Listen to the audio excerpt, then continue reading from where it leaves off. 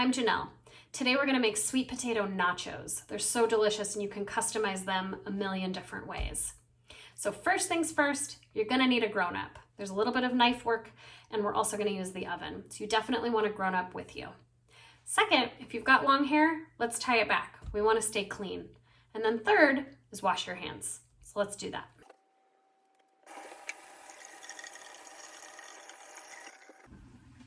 Now that we're all washed up, let's grab all of our ingredients and get cooking. Okay, let's talk ingredients. The main ingredient today is gonna be our sweet potato.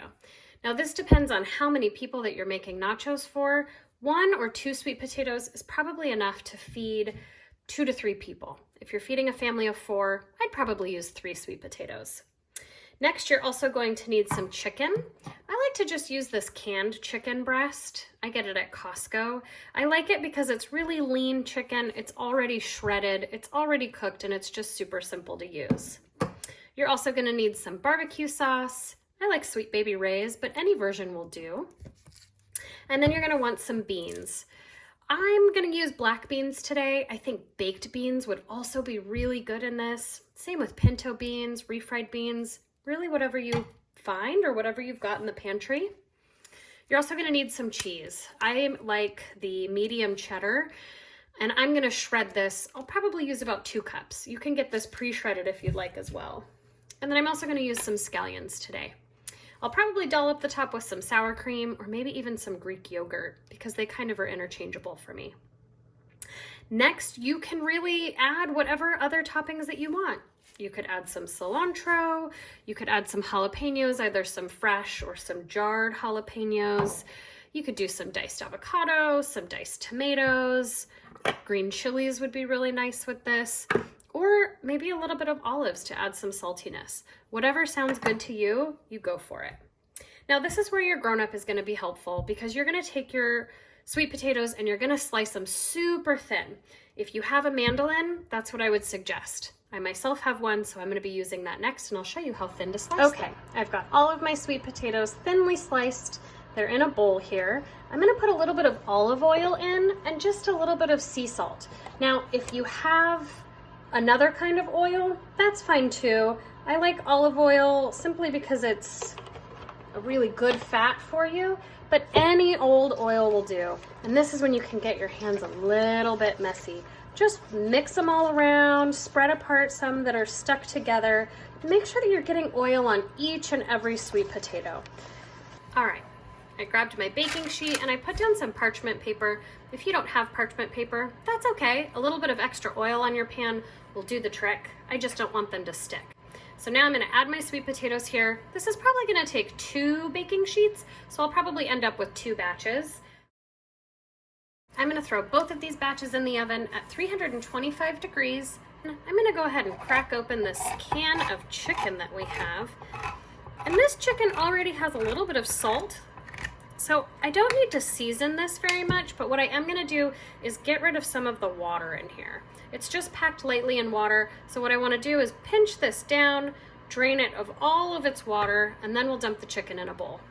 Now I'm gonna open up our Sweet Baby Ray's and add a little bit of barbecue sauce all up top.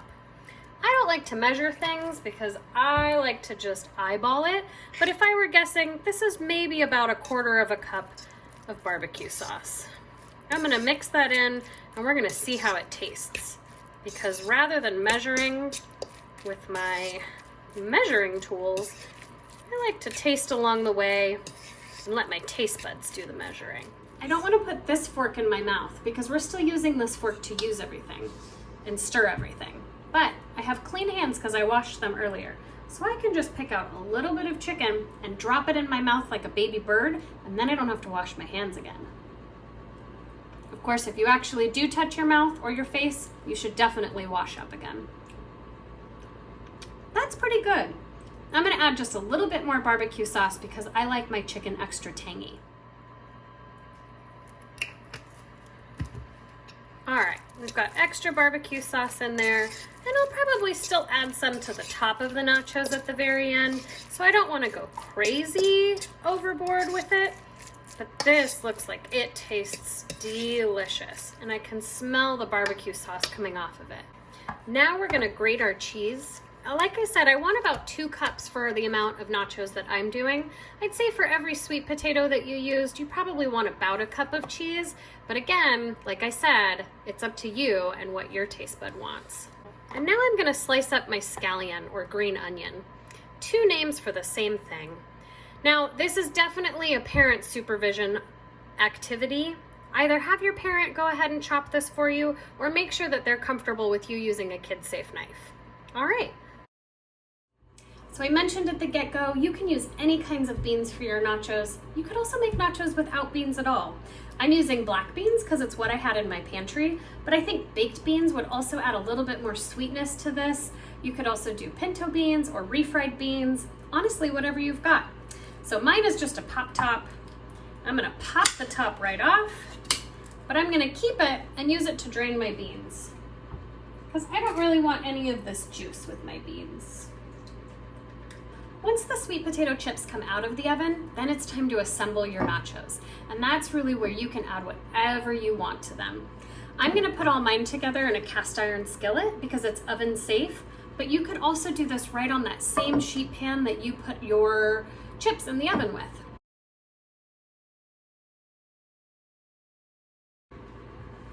Okay, dishes are done, everything's prepped. My timer just went off to pull my sweet potatoes out of the oven. Let's see how they look. I checked my sweet potatoes at 15 minutes and they just weren't quite crisp enough. As you can see, they're still pretty pliable and I want them to be pretty crispy. Not quite as crispy as a potato chip because like I said, we're gonna put them back in the oven to melt all the cheese, but they should still be crispier than this. Let's give them a couple more. Okay, I've got my sweet potatoes out of the oven, and as you can see, the edges are just starting to curl up on all of these. I ended up baking them for more like 25 minutes at 325, and I think that that was the ticket. So these are not totally crispy, but as you can see, they're still keeping their shape, which is what I want. So I'm gonna let these cool for about 5 minutes just so I can handle them, and then we'll start assembling. So the key to great nachos is to layer lots and lots. You don't want to just throw all the sweet potatoes down and then all the chicken and pile everything on top. You want to layer it because then there's cheesy goodness in every bite. Pop these back in the oven. I'm going to kick up the oven a little bit, probably up to 400, and I just want to get the cheese nice and melty and warm up that chicken. So probably only 10 to 15 minutes. Okay, I just pulled our nachos out of the oven. They look so good. Look at all that melty cheese. Everything looks delicious. So I'm gonna add a dollop of Greek yogurt on top because it's a little bit healthier than sour cream, and honestly, I can't tell the difference. Then I'm gonna add a few more scallions on top as well, and then we get to try it. So delicious. You could also add a little bit more barbecue sauce on top if you want it a little bit sweeter. You could add salsa or jalapenos if you want it a little spicier. The melty cheese and the beans and the chicken, it's all so good together. I hope that you make this with your family. I hope that you enjoy it with your family. And I hope that I get to cook with you again.